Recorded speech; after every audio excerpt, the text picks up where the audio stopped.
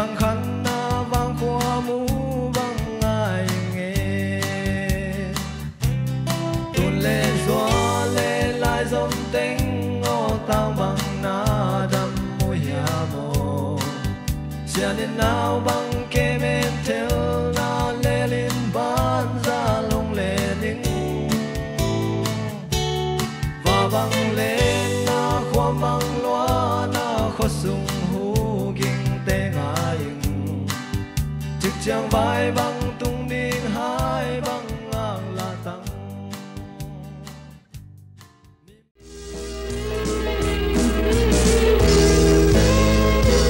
qua na pu pa mi mang kiat na sin le nun no gam ra nun nam ning le ai sa bang qua na lên quang tôi chẳng dây la san na nun no ame ya le thang tôi dây la san na i gam ra nun no ya na oi sin le lên qua mai tin ne chim la nghe tu na ni ni ya lu le kai chi ya la ya tu ne sa lai tâm tao ka sia ya o nu doan na e gam da nu nim lo lo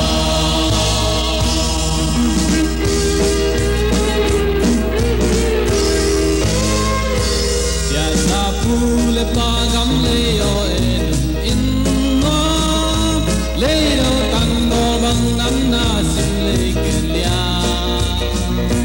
lung doan hao ma chung pom bang ni be na sa hi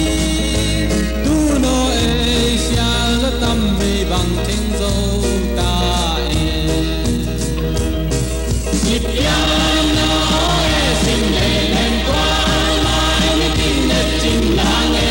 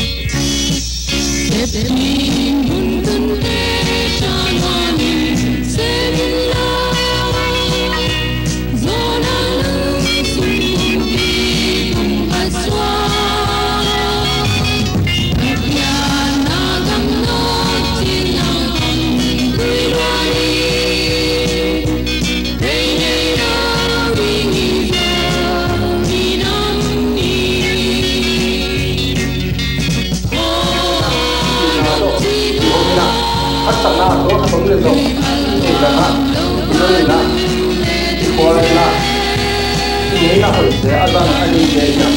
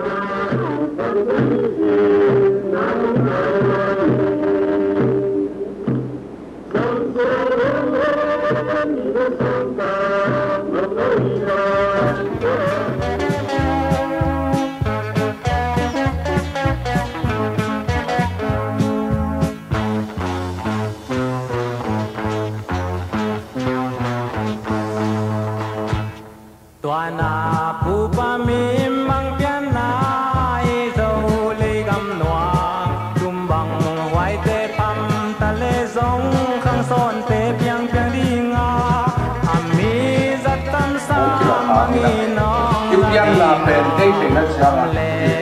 dầu khi là dầu khi bằng gì à cái chàng dầu hóa nó yang là thấp thấp cái bằng thấp bằng há nghe không chịu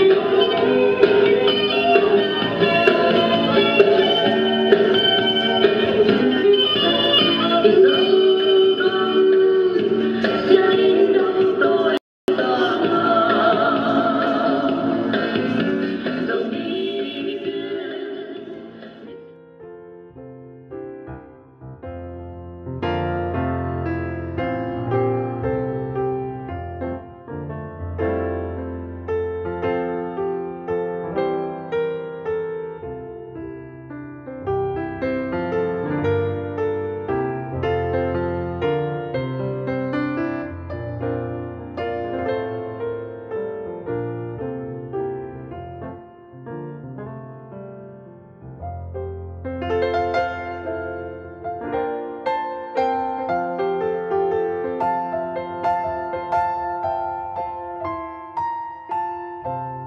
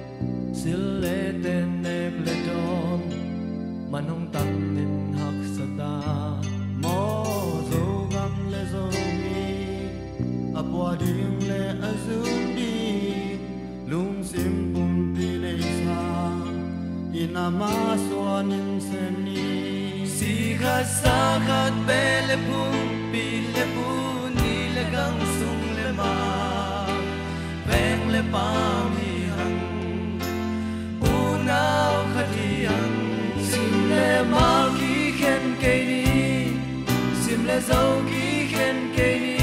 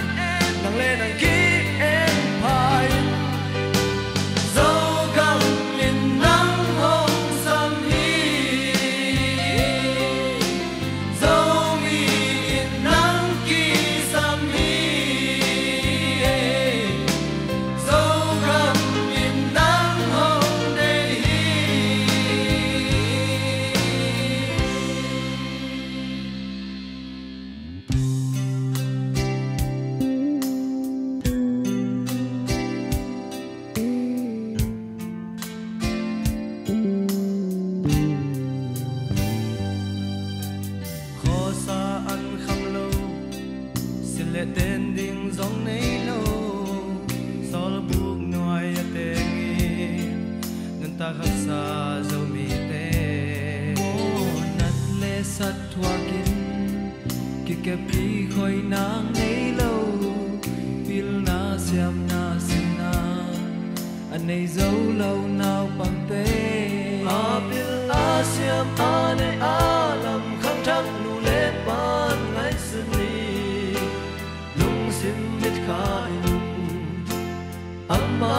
để không bỏ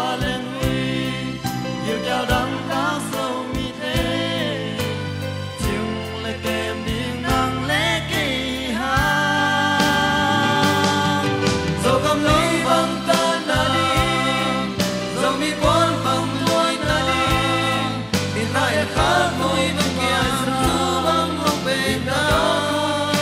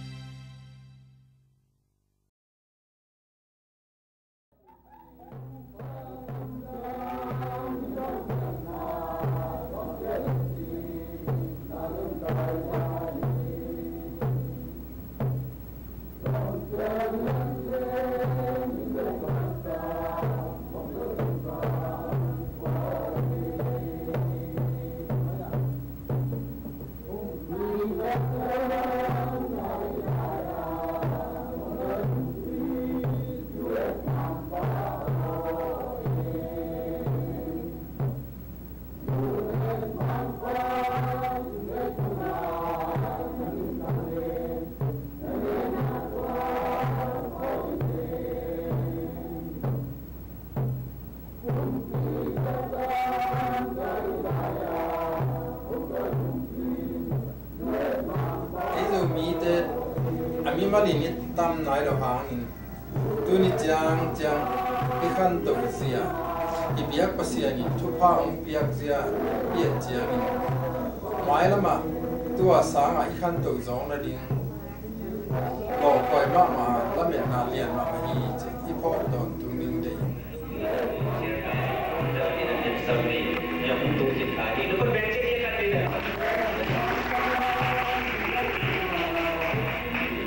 Welcome to the first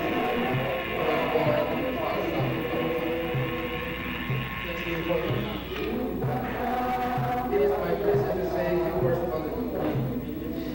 We are the people who live in the northern part, northeastern part of India, western part of Burma. Burma is now called Myanmar. Myanmar is known for the precious stone like rubies, jade. India and Myanmar have been British colonies for many years. The British remarked that the only trustworthy, faithful, hardworking, and great people. Although the minority in Myanmar, they have one of the highest percentage rate of educated people on the tribe in Myanmar, and they hold high ranking position in the government and in the armed forces. The ancestors of the government. Leitung akhirnya penmun juga saya angtun pi itu apa persentung lundam lagi ni. Jom ite mimalina itam luar naik lo hangi na. Jom kami kita yang lo mina. Kol kama khopilian konwam deh jomin India kama khopilian konwam deh kita ni. Tapi tham lo mina. Kuipi ka tuni na jom ite pen leitung kam tom mungkin tak ya. Jom ite na apa igen jangan na. Kita koi ite le. American gap ping tom pana umpai. Jomi inpuan makai kausa kusumpana umpai ulana hukum dunia ibor jomi inpuan Oklahoma kumcin boy musim pembe jomi inpuan Oklahoma angina lundam ina bairona jomi inpuan Oklahoma tena abor ani beina kodom boya nampai pun na lundam na lundem masai ibang hongkong dia kesian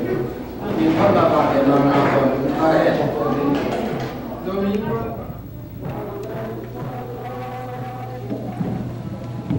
ada tak kuai lima itele kolkom tom domi Christian Fellowship bagi dogina Bama Christian Assembly bagi dogina Bagi sangina Asian Baptist Church lagi dogin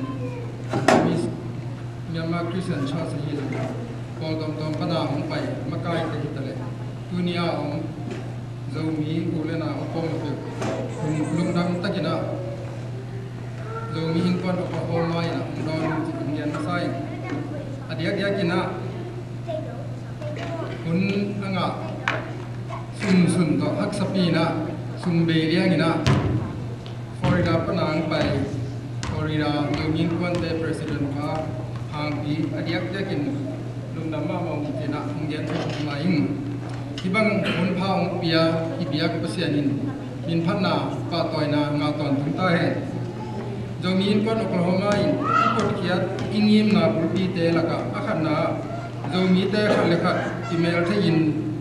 ki khol theina din ani na zo pau zo lai zo la zo wana ki pan zo ngei na te jangin kep jing theina din athumna jomi te ni thu pi ni te bol khop theina din alina zomi te na le piang na khalle khat kiza tak sak theina ding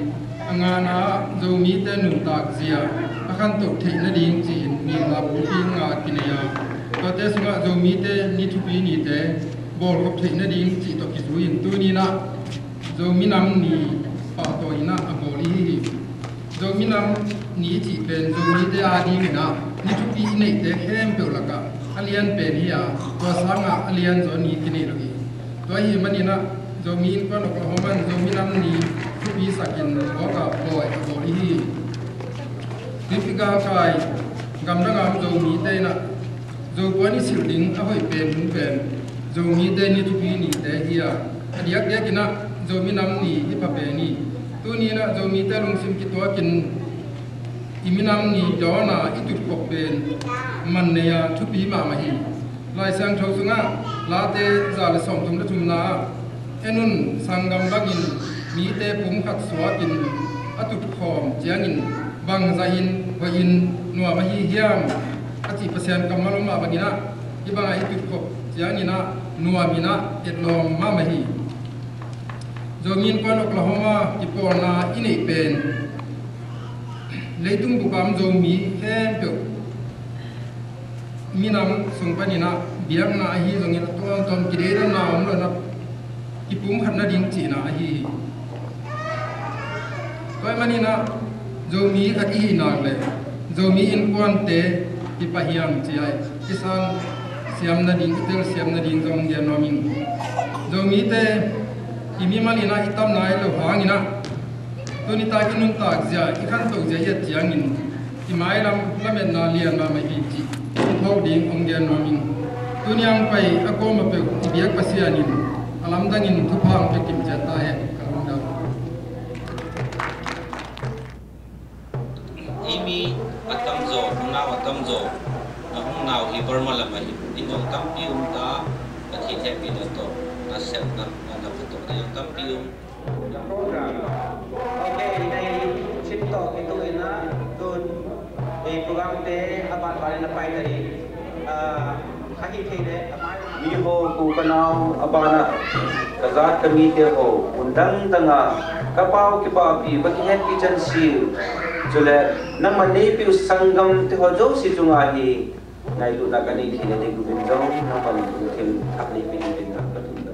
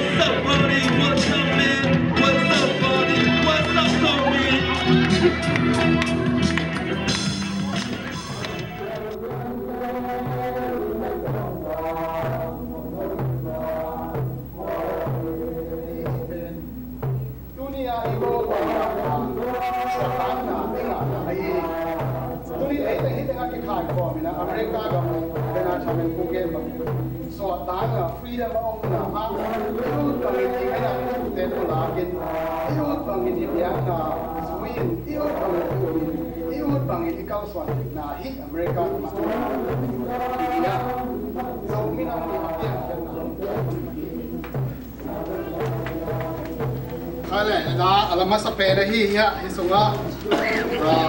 su khat pan biang hinge nge ange achi ma da no na la ma apai su ni ma ni na kum ken na dia ai ken anna ko ya ani la ki tak chiang ina apai samuna ya na suna te lungdam ki ko ina didan do ya ki dia lai do kuma ki dia ina kun nu pa pa siam dia chiang apai sa ku khasuma ise bi bo na te le ko do na te ha ina lungdam ko na lu ta siam kuma ni ni ya pasien na te na khat ko ni au khop siam in bang sai ni a song du pa na ki bo sa thao to ki ba ki na halo mo pa ya dai ki ko ki ba ki ato ni ama ma ya ni chupa to na he ame in many reasons and different ways, but we meet here and we gather together here and we celebrate our traditional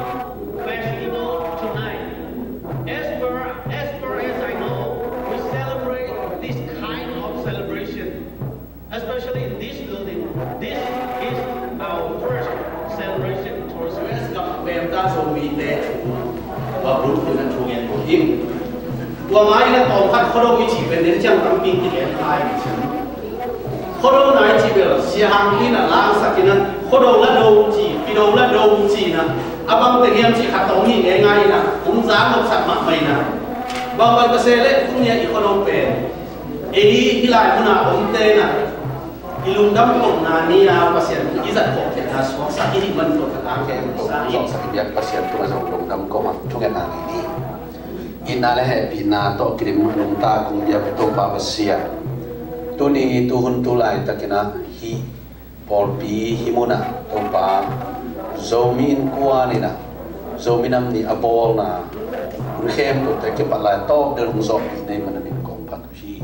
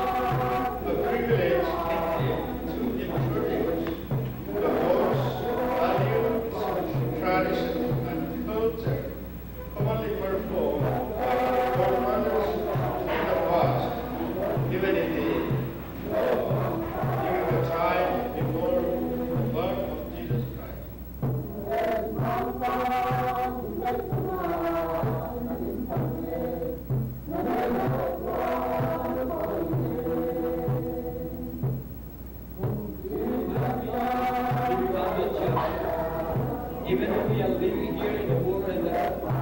country like this, United States of America, we do not belong at all to this world. We're just temporary like pilgrims.